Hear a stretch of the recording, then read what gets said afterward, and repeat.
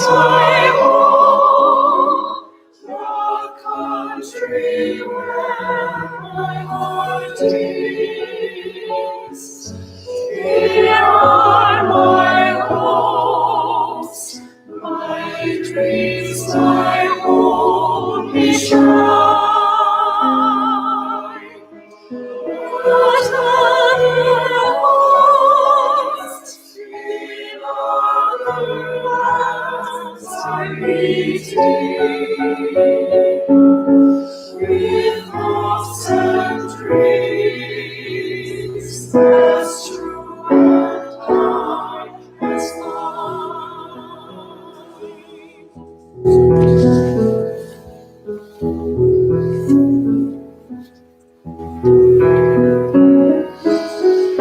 my countryside,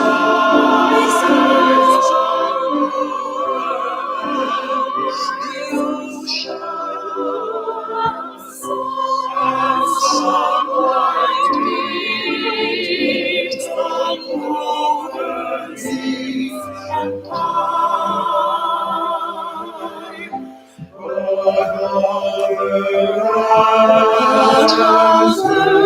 Lands I've sung and always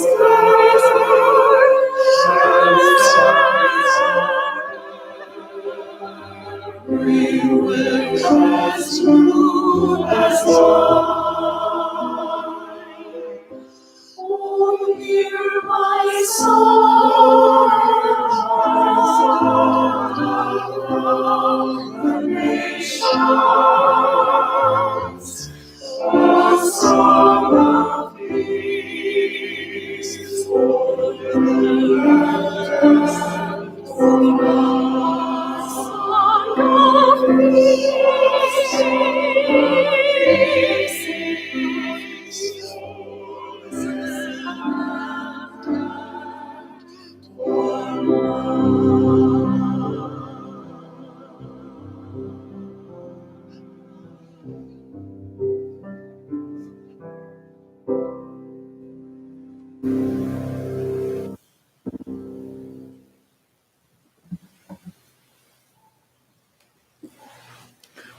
Welcome to Pacific Unitarian Universalist Church on the last day of January. I want to start us out with some announcements. First, we are a welcoming congregation. We're not very welcoming to people coming at the moment for obvious pandemic reasons, but we are intended to be a very inclusive group. This week, we've got a number of things cooking. A couple things that are ongoing that I don't want people to miss is we have both members, Val Carenza-Pack and Dan Dempster are offering respectively yoga and meditation classes whose times have shifted a little bit, but they're on the website. They're in the middle of the week, and towards the end of the week, it's a chance to extend your spirituality beyond the mind and into the body in a way.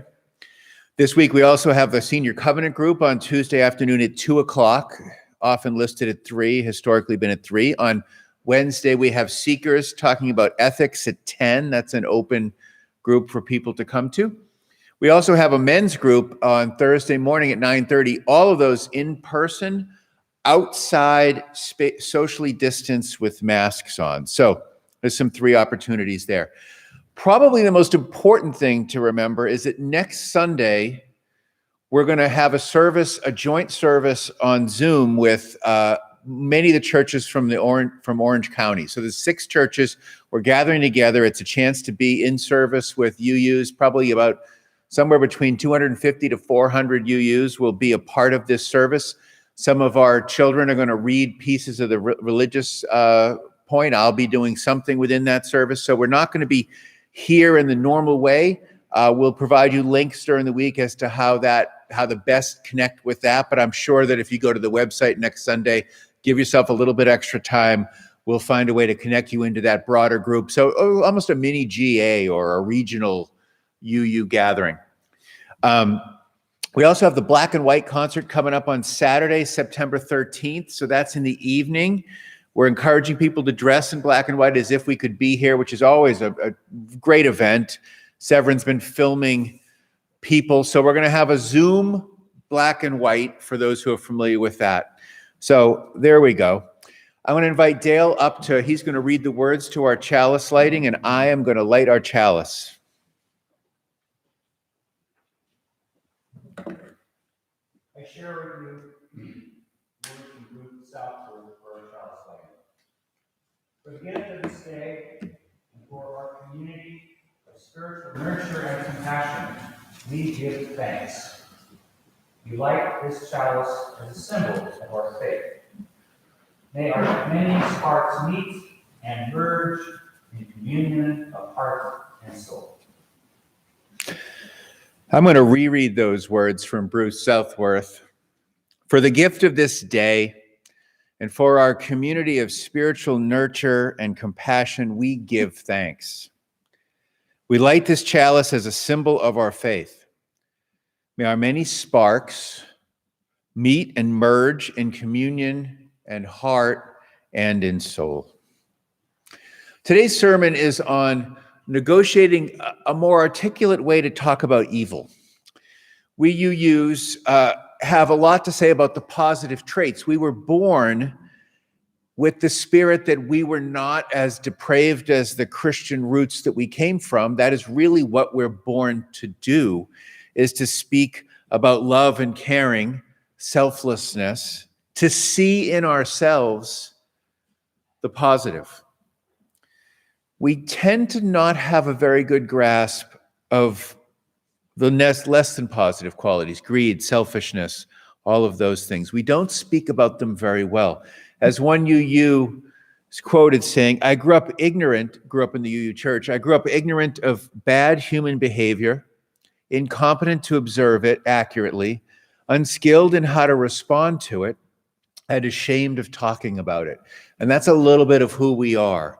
So in a political climate where it's sad but accurate to say we've shifted from simple political disagreements frequently with each other and begun to question one's fundamental integrity and intent, the stakes feel higher to talk about evil and get it sort of packaged a little bit more sanely.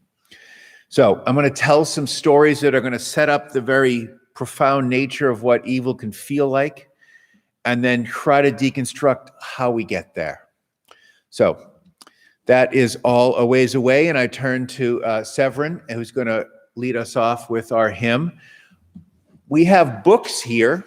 You could come get a book, and you could sing along at home, because it'd be nice if you could sing as well, which we would normally do together. So if you want to come grab me while I'm here during the week and steal a book, I'll look the other way.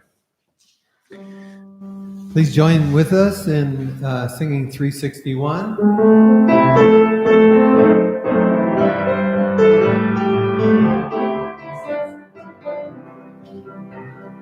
Meant to rejoice and come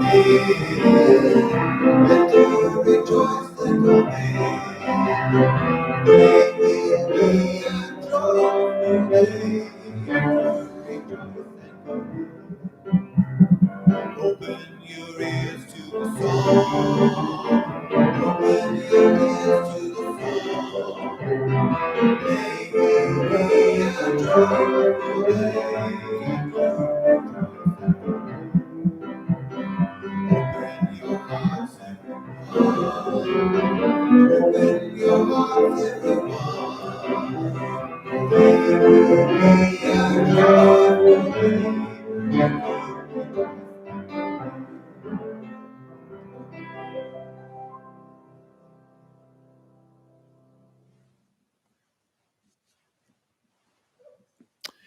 I'd like to bring the kids forward to the computer screen. Odd to say. Gabby's going to show us a series of images, and there's some commonalities between them, and I want you to think about what's similar about these images. She's going to run through them. We see Spider-Man there. I believe we see Jesus. That's Jesus in the yard. This is the girl from the Hunger Games. We also see Nelson Mandela of South Africa fame. And we see, I see that it is, and then we Anyway, so there's some images of folks there. So what do you think they have in common? What do you think? I pulled those together. They're different. Not all of them are superheroes. Some of the religious figures, some are movies of real people in difficult circumstances. This is the simplest children's moment there ever was. They are people who, in some way or another, battle against what we would determine to be bad, or in the strongest sense, evil. They battle for liberty, they battle for justice, they battle for the underprivileged against larger forces that keep people down. And I just simply, one of the things you should learn at church, you can be a lot of different things, you know, we encourage an incredible amount of flexibility, and we all know that everyone has different kind of skills, kids and adults alike, but we all want to battle for good. So I want you to think about your superheroes and think about their battling for good. And I want you to imagine your own way. It's kind of almost my every children's moment, isn't it, right? I want you to think about the way in which you're going to be an advocate for the good, a hero probably in small ways for the good. So that's what I'm encouraging you to think about doing. How can you be your own unique version of someone who fights to increase the good in the world? Because we know we need that. It's very easy to be selfish and greedy and petty. That's the easiest way to be. It's often harder and requires much more courage to be good.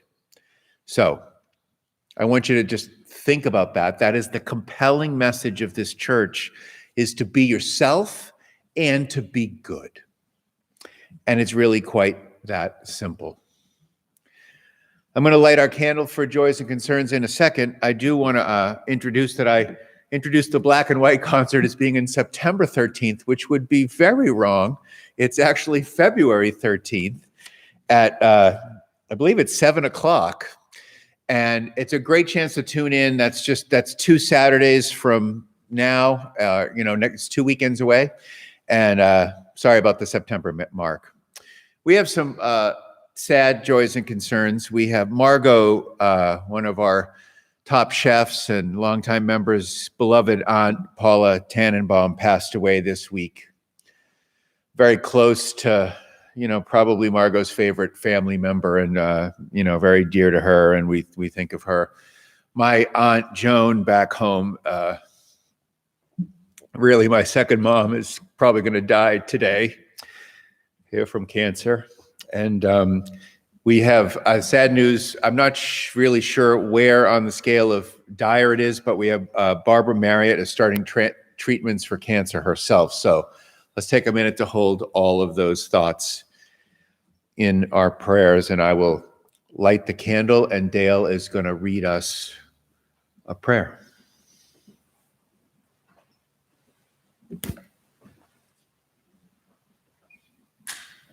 As is our custom, I will offer a prayer, a meditation, and we'll follow it with a moment of silence. I share with you these words from my heart.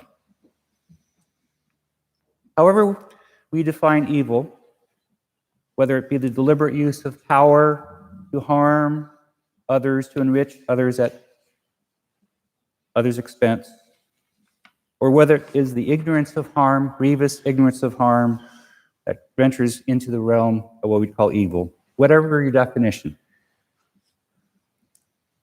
Let us face it. Let us face these malignant actions of others with the strength of love. Let us face the possibility of the negative power of hate within our own hearts and question it.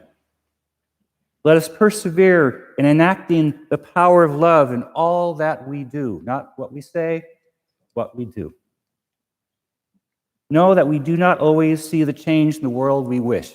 Sometimes there are those wonderful moments that things do change for the better. But let us always imagine it, that it can happen, that the better can happen, that our life's energies are given for the possibility of peace in the outer world and peace within ourselves, and the creation of justice.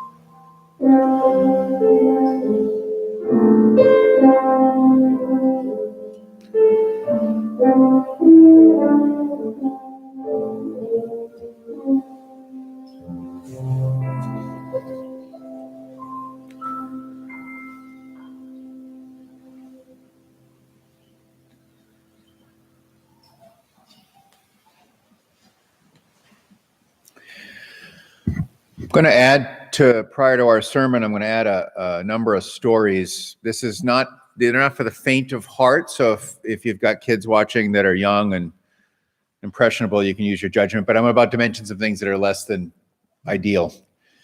So you might want to clear the kids from the screen for just a minute. I want us to taste what badness can be, what evil can be, because until you sort of capture it, you can kind of be in your own comfortable little space. So I want to bring it up and get us to feel it.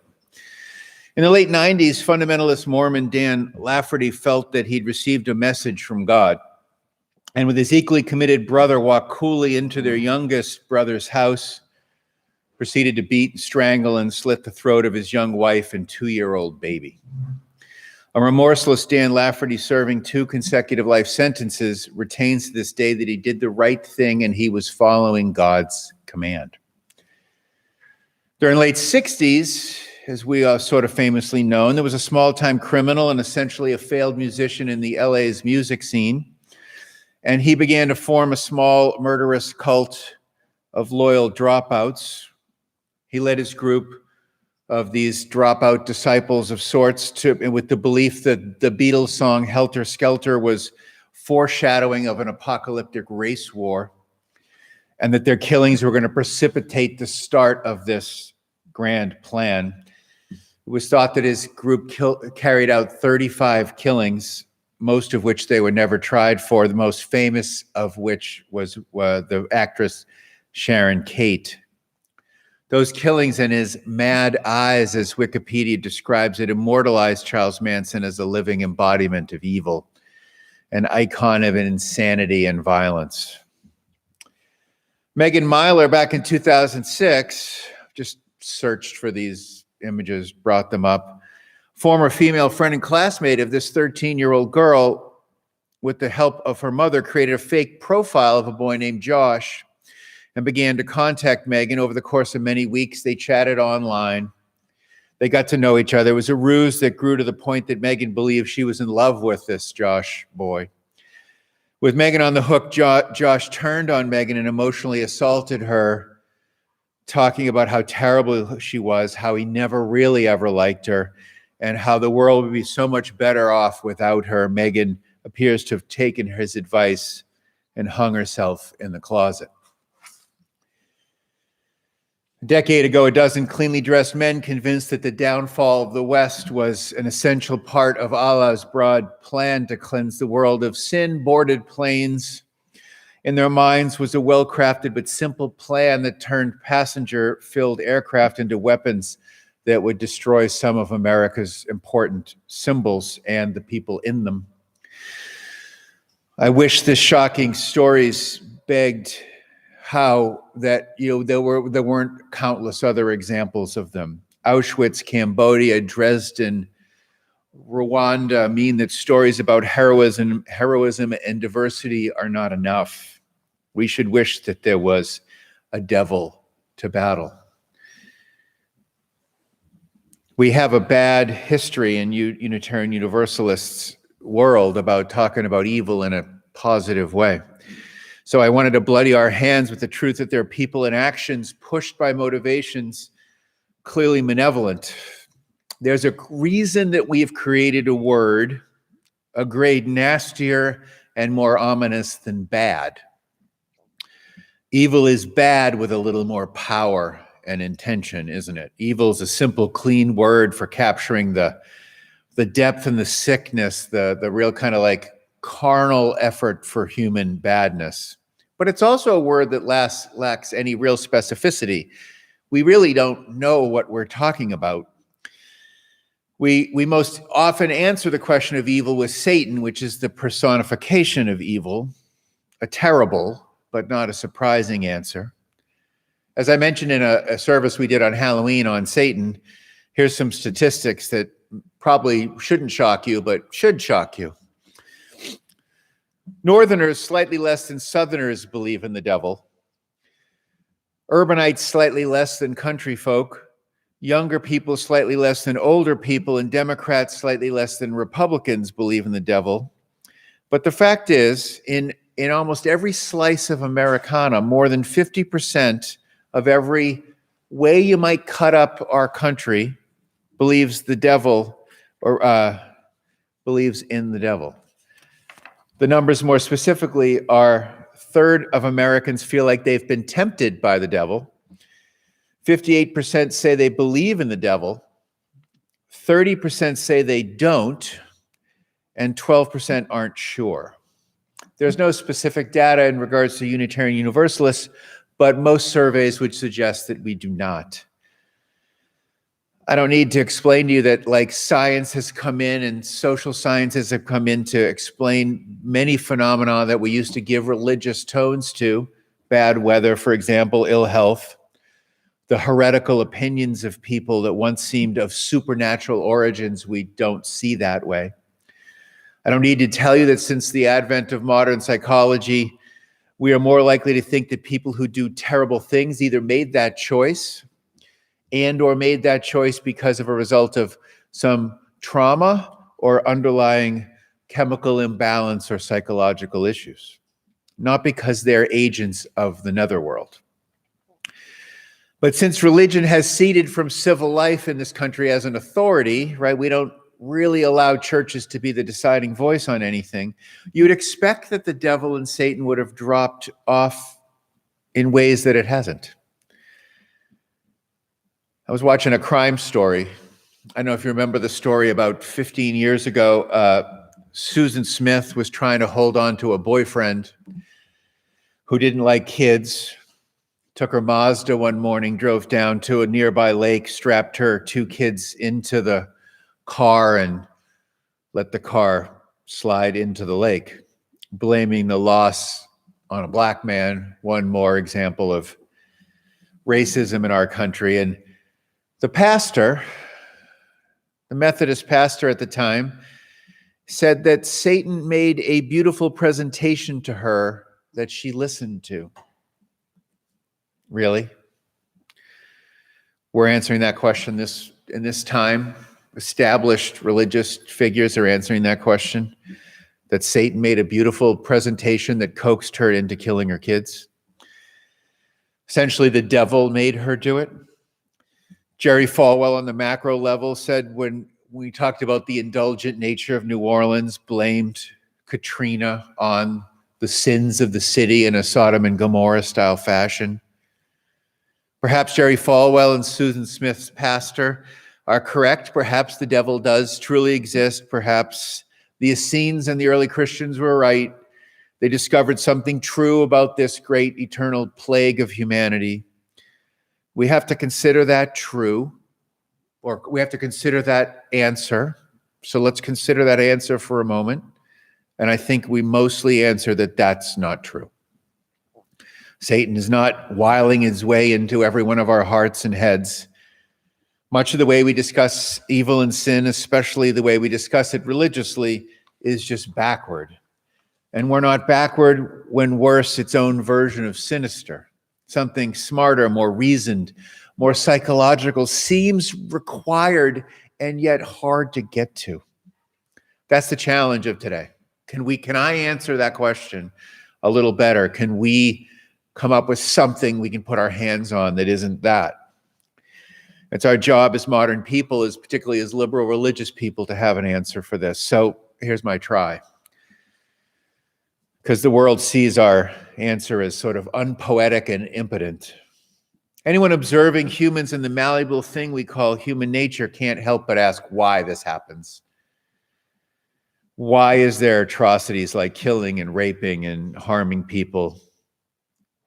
A lot of the energy behind the devil made me do it is about the Judeo-Christian tradition. The idea locked in that God is all powerful is part of the problem. God is all powerful and all good, and that some other power is necessary to explain anything not being perfect. This is a classic religious Western problem. It's the biggest problem in Western theology, is how can you have a good God who's all powerful and then have bad things happen? So, Satan is a pretty cool comic book answer to that question. Let's see if we can come up with a different one. The other side of the answer is that historically there is no such thing as evil, there's only a deprivation of good. That's kind of a Platonic answer. Because we're religiously inclined, we're inclined to blur the religious storyline into the answers we have. Satan was a bit player until we needed a cosmic answer. But even if that's how Satan got rolling, got his biography grew, as one would say, part of it is the battle line between the force of good and evil has to involve some good storytelling. Humans have a difficult time not seeing, this is part of the answer, humans have a difficult time not seeing that their soul's challenges are one of cosmic significance, part of some grand narrative. I want you to think about that, especially if religious.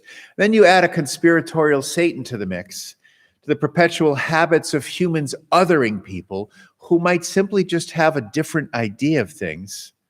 The red and blue debate in America being the most poignant example of this. And Elaine Pagels, who's a scholar of Satan, says that you add fuel to a different kind of conflict. You sort of inflate the drama. Satan falls very easily into the idea of what an other is. Someone not equal to oneself and someone whose needs are not to be valued. Even if we don't believe in Satan as the personification of evil and a character, it does give us a chance to put our hands on it. It does give us a chance to rally our attention away from the much more complex understanding of human behavior that is more difficult to grasp. The trouble is, when the behavior and intentions we call evil are given this palpable cosmic source, that answer in the minds of the imbalanced and the irrational can give behavior that sense of cosmic drama, that they're playing on a larger playing field than they really are. And from our lucky wide perch here in the 21st century, I can tell you that it's more accurate to think about Satan as the way as establishing the way we think about evil as the answer. And that we need to back off a little bit, because most people don't really believe that Satan is the answer, but that helps establish the way we think about it. Religions always sort of borrow from one another. Cultures borrow from one another, and they reinterpret things in their own way. Here's a little bit of a step forward. Joseph Conrad says that we are capable of all the evil we do. I like that. And Gandhi says that the only devils running around are the ones that are in our head. I think that we might struggle to come to terms with the force we call evil precisely because we are unwilling to accept the moral range that we have. I want you to think about your own self. I want you to think about yourself in love, in those early stages of being in love. You are a different person than you are when you are feeling hate and frustration. I want you to think about Think about your best and worst moments, right? Your most endearing, charitable, loving aliveness, and then your most gritty-teethed, mean-spiritedness. That's just you. And then I want you to think about the fact that humans are on a bell curve of a tremendous amount of different behavior. Think about it this way. There are people who can jump from the foul line of a basketball court, put their ball between their legs, and dunk it. There are people who, seemingly miraculous to me, like Severin does, stare at a page with all these different squiggles in it, or make up an extensive math problem, and translate it back in the split second it takes to look at it. There are people who can get spiritual. They can get willful enough, numb enough perhaps, to walk on fire. There are people who have memories trained enough or built in some way enough that they can meet 500 people walking into a room and remember every one of their names. Think about the savants who can tell you what day your birthday was, what day you were born, what day of the week it was, just by the way the mechanics of their minds work. There are people that can slip their whole body through a tennis racket. There are people who, from the comforts of their middle-class lives, choose to spend their lives serving the poorest of the poor. They're among us who run into burning buildings to save others when others are running the other way. Only when we think about that level of variety do we begin to sort of dismantle Satan a little bit and think about how selfish, perhaps psychopathic a woman could be to strap her kids into the car and push them into a lake. Or how, with a few historical twists, a hateful person can play on the silent, brooding resentment of a nation like Hitler did, maybe even like Trump did, and twist relatively new information back, and this is in Hitler's time, about genetic differences into a survival of the fittest mentality that caused a Holocaust. When I was a kid, I was about 12. Among the many little crimes of my youth, I grabbed my middle brother's hair. We were fighting over some play in the backyard on a basketball court, and I proceeded to shove his face into the pavement with my knee on the back of his head in our backyard.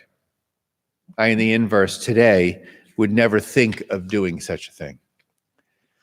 My brother and I could have, on a potential number of times, in rage, killed us. He killed one another.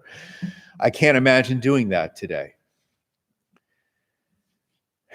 We have to remember that in exactly the same way that we're more inclined to call the sky blue than we are to describe it by its barometric pressure or humidity, as true as those measurements are, we are, by the love of story, designed to take these significant images like the devil and play them into the darkest behaviors and try to make them outside of ourselves.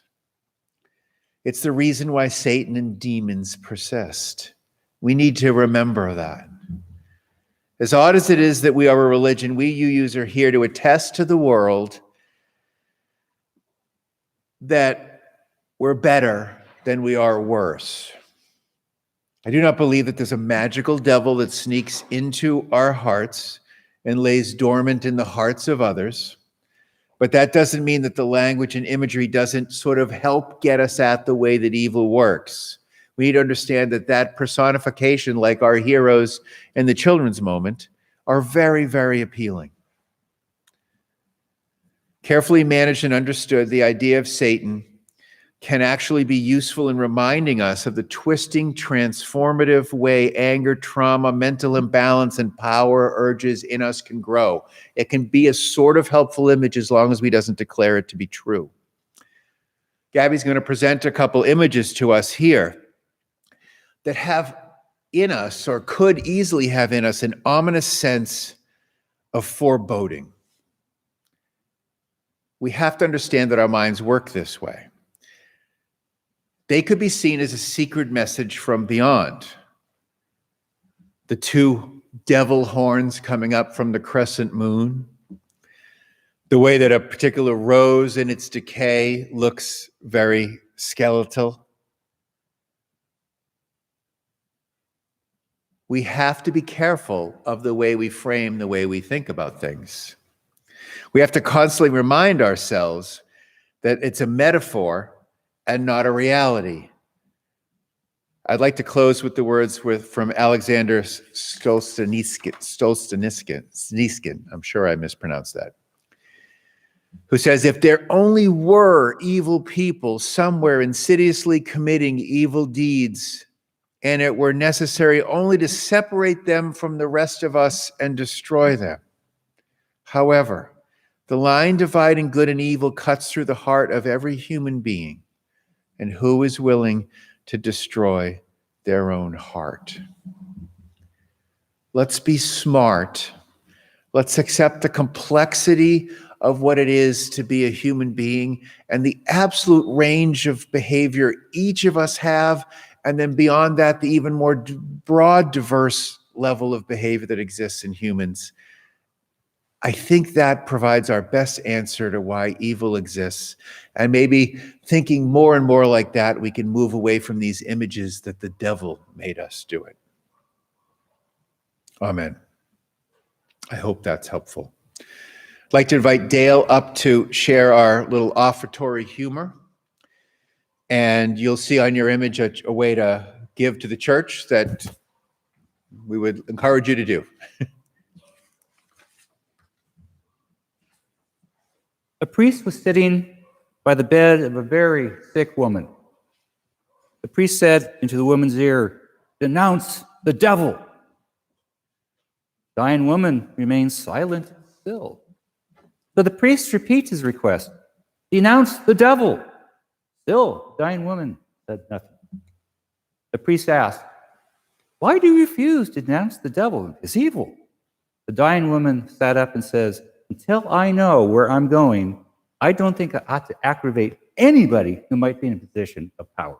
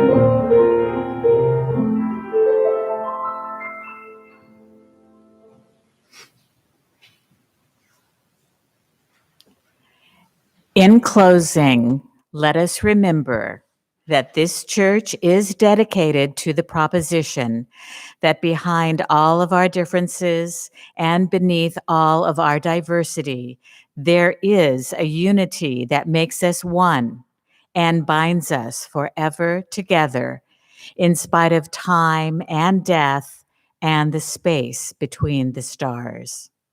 We pause in silent witness to that unity.